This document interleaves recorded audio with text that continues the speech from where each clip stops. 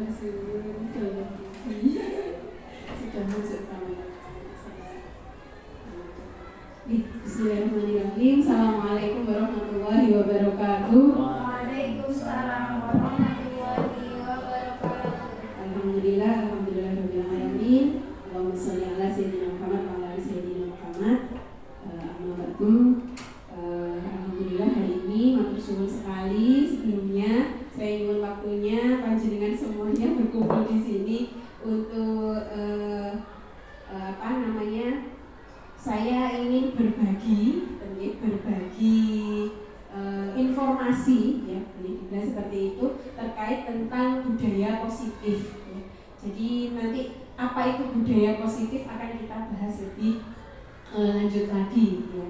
Yang terutama yang saya sampaikan sebelumnya, ucapan terima kasih untuk waktu panjenengan di sela-sela kesibukan, di sela-sela kesibukan mengajar. Matur suwun sangat sudah menyediakan waktunya untuk kita berbagi bersama.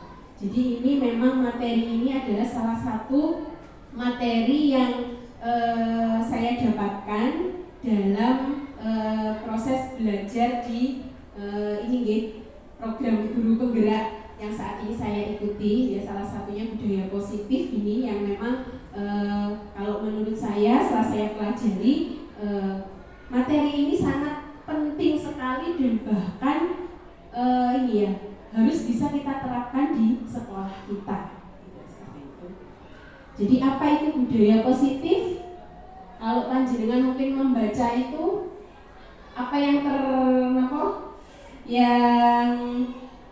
terbersit di pikiran panjenengan, budaya positif itu nopo? Kegiatan yang baik. Kegiatan yang baik. Nah, ada lagi? Ya. Kegiatan yang baik. Jadi di sini lebih kita setelah saya pelajari itu lebih menekankan bagaimana kita membangun sebuah suasana yang positif, yang baik di lingkungan sekolah. Yang itu tentunya diawali dari sebuah kedisiplinan positif. Artinya budaya positif ini kita ingin membuat suasana sekolah itu kebaikan yang muncul di anak-anak. Jadi kok tadi Ustaz Lili menyampaikan kegiatan yang baik. Jadi kegiatan-kegiatan yang baik, suasana yang mendukung, lingkungan yang kondusif, lingkungan yang positif itulah yang ingin kita yang ingin kita bangun di budaya positif ini, seperti itu. Bagaimana membangun budaya positif? Ada beberapa hal yang akan saya sampaikan di sini, jadi memang banyak sekali. Ini kemarin saya belajar ini itu kurang lebih membaca saja untuk materi ini itu kurang lebih butuh waktu 5 hari, begitu. Jadi dan masya Allah ya, dengan pemahaman saya bisa berhasil ini. Jadi mempelajari khusus untuk budaya positif ini kebetulan memang perlu waktu yang cukup lama untuk membaca materinya saja 5 hari, itu pun dengan banyak kebingungan gitu ya. Tapi alhamdulillah setelah melewati sampai di tahap akhir materi itu ada banyak hal yang memang baru bagi saya dan insya Allah saya juga akan coba bagi ke panjenengan. Jadi ada 6 hal ini nanti yang kita bahas di membangun budaya positif. Disiplin positif dan nilai kebajikan universal, teori motivasi, hukuman, penghargaan dan restitusi, keyakinan kelas, kebutuhan dasar manusia dan dunia berkualitas, restitusi yaitu 5 posisi kontrol, dan restitusi untuk di segitiga restitusinya. Dari ke-6 bahasan ini kira-kira yang sudah pernah panjenengan dengar atau panjenengan pernah baca atau ya pernah tahu begitu, itu yang mana kira-kira nih? Keyakinan kelas. Ada lagi? Kebutuhan dasar manusia. Oke. Ada lagi yang lain? Nah, sementara 2 itu keyakinan kelas. Nah, ini saya lihat di kelas-kelas panjenengan gitu di kelas-kelas kita semuanya alhamdulillah keyakinan kelas, tapi nanti kita perlu memahami sebenarnya keyakinan kelas itu apa. Selanjutnya, nah ini sebelum nanti kita ke pembahasan berikutnya, jadi ada pertanyaan pemantik yang mungkin perlu kita jawab bersama-sama. Tidak semua, tidak apa-apa. Apakah disiplin itu? Jadi kalau tadi kita ingin membangun budaya positif itu dengan cara, kalau menurut materi ini itu dengan membangun disiplin positifnya dulu. Nah, apa disiplin itu sebenarnya? Taat dan patuh pada keyakinan tertentu. Taat dan patuh pada keyakinan tertentu. Masya Allah. Terima kasih, Bang Liza. Ada lagi mungkin yang berpendapat lain? Tidak ada? Kita jawab yang kedua. Sudah efektifkah penerapan atau penegakan disiplin di sekolah kita? Menurut panjenengan yang ada di sekolah kita ini sejauh ini sudah efektif belum? Belum, ya? Masih belum, ya? Buktinya apa?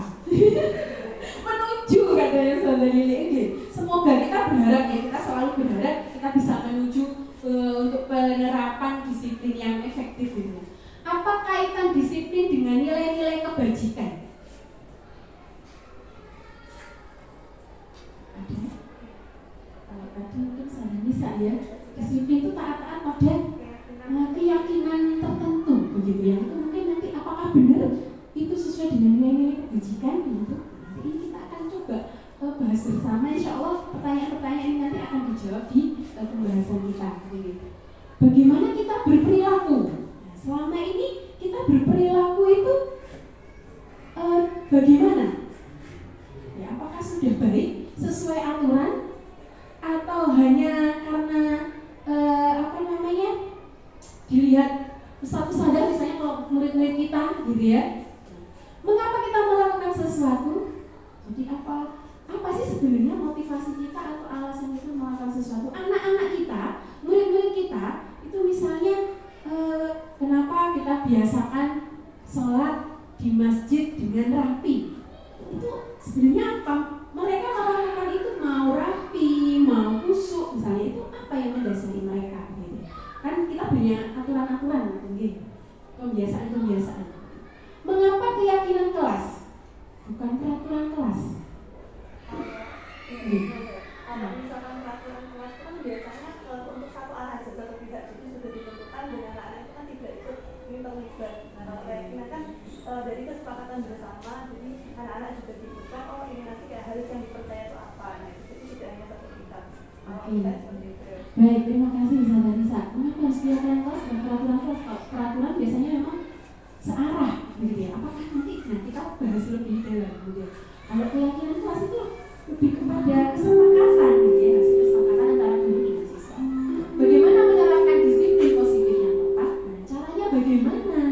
Kalau tadi kita ingin membangun budaya positif, dimulai dengan disiplin positif, terus caranya bagaimana? Insya Allah nanti kita akan coba kupas tuntas di materi kali ini. Nah ini ya, disiplin positif dimulai dari materi disiplin positif dan nilai kebajikan universal. Jadi ternyata memang ada sebuah kondisi kita itu mempunyai pemahaman bahwa ketika misalnya gitu ya, siswa kita itu melakukan pelanggaran. Kalau budaya positif, disiplin positif kan mesti biasanya ngomong tentang aturan begitu ya, tentang pembiasaan, kebaikan apa yang ingin kita capai dari anak-anak. Itu kita memang biasanya punya pemikiran anak-anak itu harus melakukan ini karena ini. Terus betul. Ya, biasanya kita kan seperti itu. Nah, ini ternyata untuk membangun sebuah disiplin positif di sini ada yang namanya teori kontrol, gitu ya. Ini ada seorang ilmuwan, begitu, beliau membuat dari hasil pengamatan perilaku manusia, gitu ya. Kemudian beliau memiliki sebuah teori namanya teori kontrol, begitu. Yang itu dibedakan dengan kalau misalnya respon kita terhadap sebuah sebuah perilaku gitu ya. Jadi kalau stimulus respon itu realitas atau kebutuhan kita sama, sedangkan kalau teori kontrol realitas atau kebutuhan kita berbeda. Artinya begini, ketika ada siswa kita gitu, misalnya melanggar sesuatu, gitu ya. Orang kalau misalnya guru gitu ya, memahami ketika merespon sikap siswa itu dengan punya pemahaman kebutuhan atau realitas antara guru dan siswa itu sama, padahal belum tentu, gitu ya. Bisa jadi anak-anak melakukan pelanggaran itu ada maksudnya, ada tujuannya. Jadi ini realitas atau kebutuhan kita itu berbeda. Ini yang benar. Menurut ilmuwan ini, saya kok lupa ya namanya siapa gitu. Jadi beliau punya pemahaman teori seperti ini. Kemudian setiap orang melihat hal yang sama kalau menurut stimulus respon. Sedangkan kalau menurut teori kontrol, setiap orang memiliki gambaran yang berbeda. Ini yang harus kita pahami. Gitu. Jadi kita tidak bisa menyamaratakan pemahaman orang, begitu. Kemudian kita mencoba mengubah orang agar berpandangan sama dengan kita. Itu kalau stimulus respon, gitu ya. Kemudian kalau teori kontrol, kita berusaha memahami pandangan orang lain tentang dunia. Jadi di pemahaman orang itu beda-beda, kita tidak bisa memaksakan. Yang ini kemudian kita kalau menurut teori kontrol itu seharusnya sebagai guru harus memiliki seperti ini ya, mempersilakan siswa-siswi kita itu memiliki pemahaman yang berbeda. Dan yang penting itu mereka tadi ada maksudnya apa, ada alasannya apa, jelas. Dan ini memang masih ini selain saya bagi ke panjenengan karena ini juga memang informasi baru, saya belajar banyak sekali gitu ya dari materi ini. Jadi materi yang menurut saya ini paling bagus begitu ya untuk sementara ini gitu, yang saya pelajari gitu ya. Jadi luar biasa ya, kita diubah mindset kita, pemahaman kita ya, tentang bagaimana menyikapi anak-anak gitu. Kemudian untuk ketika di stimulus respon, perilaku buruk dilihat sebagai suatu kesalahan. Gitu. Nah, ternyata di teori kontrol tidak seperti itu. Jadi kita tidak boleh melihat murid kita itu ketika melakukan kesalahan, ketika melakukan perilaku buruk itu pasti salah. Betul. Ternyata. Tapi harus semua kita punya pemahaman, semua perilaku memiliki tujuan. Pasti mereka melakukan itu, perilaku buruk, pelanggaran dan segala macam itu ada tujuannya, ada maksudnya. Kemudian pemahaman yang berikutnya, orang lain bisa mengontrol saya. Nah, di teori kontrol hanya Anda yang bisa mengontrol diri Anda. Jadi sebenarnya pada dasarnya kita itu nggak bisa mengontrol anak-anak, gitu. Tapi kita lah yang bisa mengontrol diri kita. Anak-anak sendiri nanti yang akan mengontrol diri mereka sendiri. Nah, ini nanti kalau ada hal-hal yang memang kurang pas, monggo didiskusikan mawon. Jadi ini saya hanya berusaha menyampaikan apa yang saya pahami gitu dari materi yang sudah saya dapatkan. Kemudian pemaksaan ada pada saat bujukan gagal. Jadi biasanya kalau kita menangani anak-anak kok gak sesuai karepe kita gitu ya. Terus akhirnya kan kita mesti memaksa gitu. Terus betul. Nah, itu ternyata tidak seperti itu sebenarnya. Tapi kolaborasi dan konsensus menciptakan pilihan-pilihan baru. Jadi harus didiskusikan sebenarnya. Solusinya apa tole? Yuk gitu ya. Kalau kamu melakukan ini seperti itu. Kemudian model berpikir menang kalah. Biasanya si menang siapa? Antara guru dan murid. Sing kudu menang sapa? Gurune ya. Gitu ya. Murid ya. Kalau murid atau tadi kudu murid sing menang. Atau kadang kita kalau misalnya dari sisi kita gurune sing kudu menang, ternyata harus di teori kontrol untuk bisa membangun budaya positif tadi itu, disiplin positif juga harus model berpikirnya menang-menang, baik untuk semua. Jadi baik untuk siswa, baik untuk gurunya, baik untuk teman-temannya juga dan lingkungan sekolahnya sahabatnya. Gitu. Nah ini Jadi dari pemikiran tadi itu ya ada teori kontrol tadi, maka kemudian sebenarnya tujuan utama dari disiplin positif itu adalah menanamkan motivasi pada murid-murid, yaitu untuk menjadi orang yang mereka inginkan dan menghargai diri sendiri dengan nilai-nilai yang mereka percaya. Jadi kalau tadi Ustaz mendapat disiplin itu apa? Taat dan patuh pada keyakinan tertentu. Jadi ini memang benar. Disiplin itu ternyata seperti itu. Di pada dasarnya itu kita ingin membangun anak-anak itu punya motivasi dari dirinya sendiri bahwa ketika mereka melakukan kebaikan itu karena mereka ingin menjadi orang yang sesuai dengan nilai-nilai yang mereka yakini, gitu ya, dan bisa menghargai dirinya sendiri. Ketika murid-murid kita memiliki motivasi tersebut, mereka telah memiliki motivasi intrinsik yang berdampak jangka panjang. Motivasi yang tidak akan terpengaruh pada adanya hukuman atau hadiah. Jadi berharapnya ketika anak-anak itu melakukan kedisiplinan gitu ya terhadap aturan-aturan segala macam yang ada di sekolah itu memang muncul dari dirinya sendiri, ya, bukan karena oh iya ben ora dihukum yang masjid gitu ya, atau ben orang berdiri ketika upacara dan segala macamnya begitu ya. Mereka akan tetap berperilaku baik dan berlandaskan nilai-nilai kebajikan karena mereka ingin menjadi orang yang menjunjung tinggi nilai-nilai yang mereka hargai atau mencapai suatu tujuan ini. Jadi tujuan disiplin positif itu seperti ini. Jadi bukan lagi karena apa? Biar anak-anak itu soalnya ada aturan begini, nanti kalau enggak dihukum, bukan karena anak itu diri mereka sendiri, karena itu memang baik. Seperti itu. Ini menurut Ki Hajar Dewantara dan juga ada seorang ilmuwan lagi, beliau namanya Diana Dosen, menyatakan bahwa Ki Hajar untuk mencapai murid yang merdeka syaratnya adalah harus ada disiplin yang kuat. Jadi sebenarnya untuk bisa memunculkan sekarang itu merdeka belajar, merdeka mengajar itu tadi memang harus muncul dulu disiplin dari diri mereka sendiri, disiplin yang kuat, disiplin diri yang memiliki motivasi internal. Gitu ya, nanti kita pengennya anak-anak itu seperti ini gitu. Jadi bukan karena membuang sampah itu karena nanti dilihat sama ustazah Ana nggak boleh, bukan karena itu.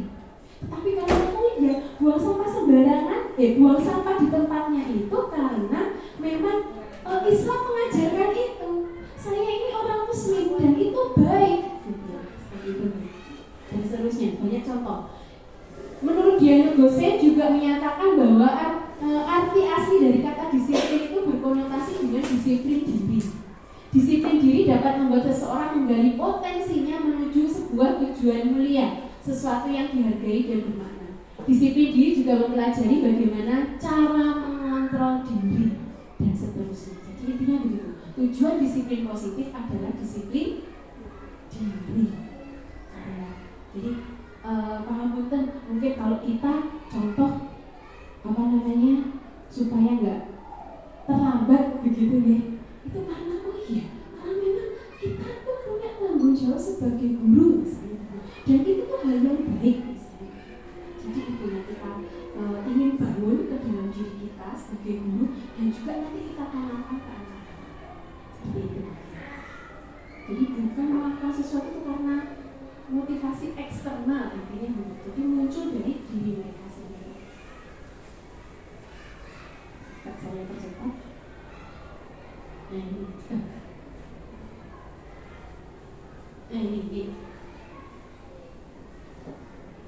Setelah memahami disiplin positif itu apa, maka kemudian ini kita harus memahami juga.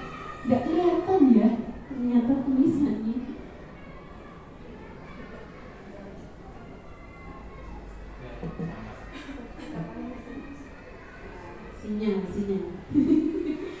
Sinyalnya kenapa ini?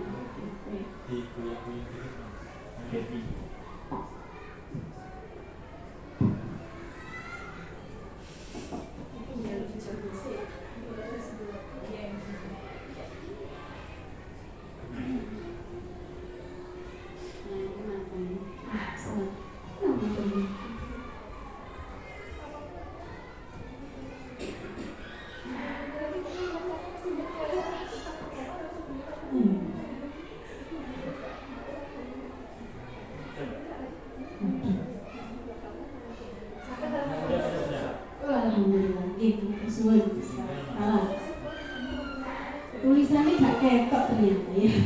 Jadi itu.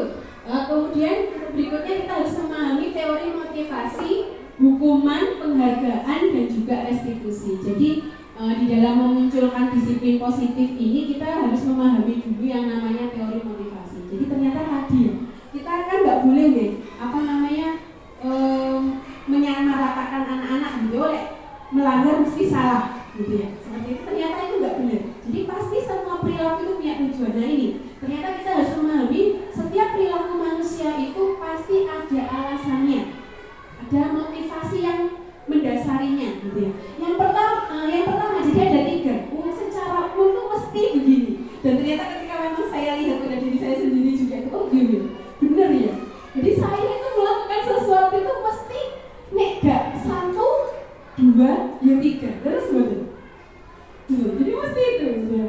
Jadi kalau enggak 1 untuk menghindari ketidaknyamanan atau hukuman, 2 untuk mendapatkan imbalan atau penghargaan dari orang lain, bisa jadi yang ketiga untuk menjadi orang yang mereka inginkan dan menghargai diri sendiri dengan nilai-nilai yang mereka percaya. Nah, ini secara umum perilaku manusia itu seperti ini, pasti motivasinya. Kita nggak kata 1, 2, 3 terus betul. Jadi nah ini kira-kira kalau dari 3 motivasi ini yang ingin kita bangun ke anak-anak supaya tadi memiliki disiplin diri yang kuat, disiplin positif tadi, kira-kira yang mana yang harus dimiliki? Yang ketiga, yang ketiga. Jadi kita ingin menanamkan anak-anak ketika berperilaku baik itu perilaku baik atau perilaku buruk.